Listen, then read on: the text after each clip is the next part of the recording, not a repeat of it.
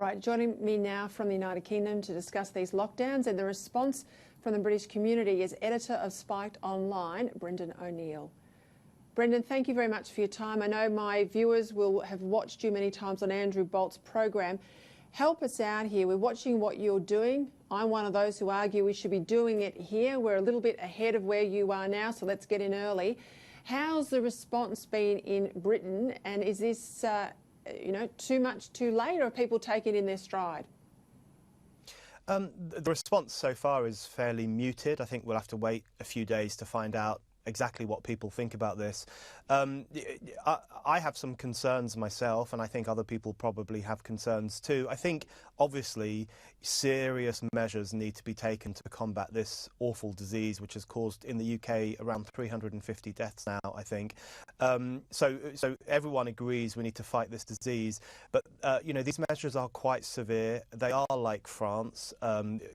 Essentially, millions and millions of Britons are now under house arrest. You can only leave your house with government permission, essentially, if you're doing something that the government thinks it's worthwhile leaving your house for. So this is quite severe.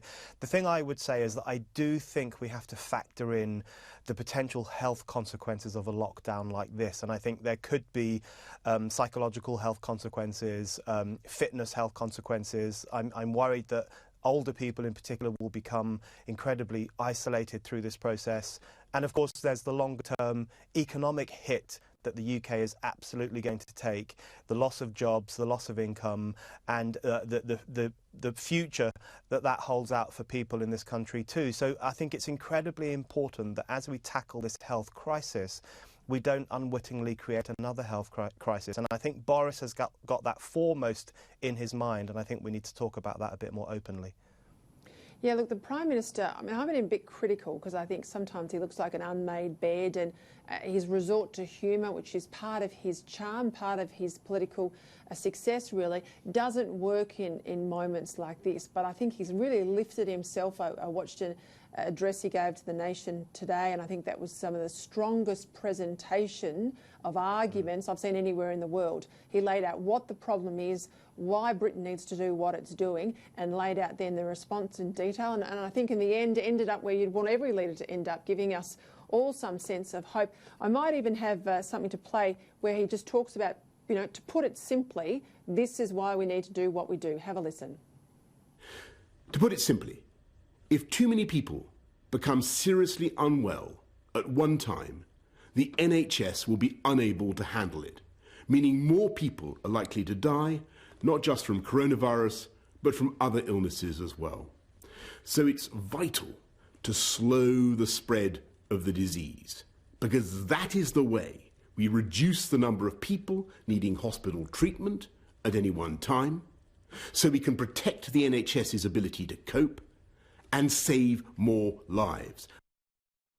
Brendan, we're having a real debate here about lack of clarity, particularly at the state level in some of the messages. How has it gone for you over the last few weeks? I actually think Boris has handled the crisis well, and I disagree with some of his critics here who say that he has been done too many U-turns or changed his mind too much. I mean, we have to appreciate this is a very changeable situation. This is utterly unprecedented in British society and other Western societies too. This is a very new phenomenon, and I think he's responded well.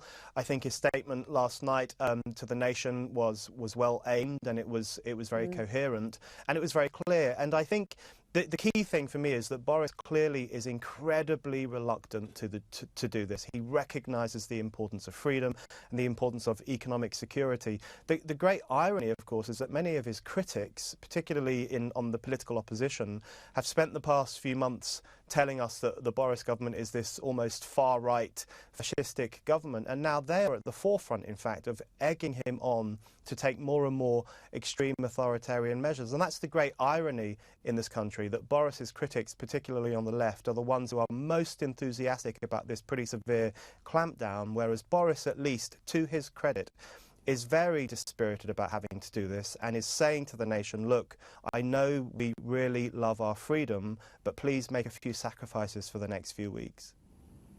And when we're talking about a lockdown, people can still go out and shop for necessities. He's saying do it sparingly.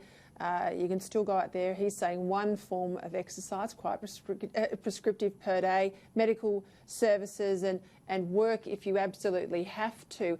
How's this gone down economically? Give me a sense of what it's like on the British High Street. The British High Street is dead. I mean, these are like ghost towns around London, and that's one thing that worries me enormously. I know people who've lost their jobs. I know people who are very worried about how they're going to pay their bills. There has been a huge government budget to assist people through these next few weeks and months. But I'm worried about what the future holds for many people in this country. And there are some expert voices who are now coming out, like David Katz from the Yale Griffin Prevention Center in the US, and Professor Michael Osterholm, who is an infectious disease expert in the US. And there are voices like those who are now saying, look, we're not convinced that a complete shutdown of society is the right approach to this illness, because we're worried it could store up huge problems for society and individuals in the future. And there are some expert voices who are now asking if we need a more surgical strike against this disease, possibly the isolation of the most vulnerable people, rather than a shutdown of society itself.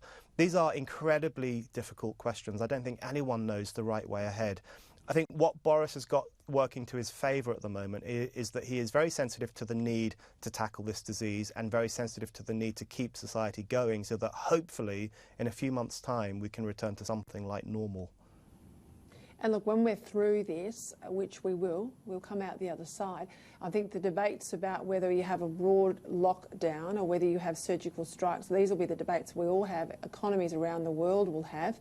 And I think there'll be a lot more focused attention on pandemic preparedness. I know we did a little bit in Australia around avian flu and SARS because of our proximity to Asia.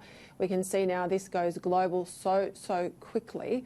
I think you'd be a mug not to have it front of mind from here on in. Brendan O'Neill, thank you very much for your time tonight.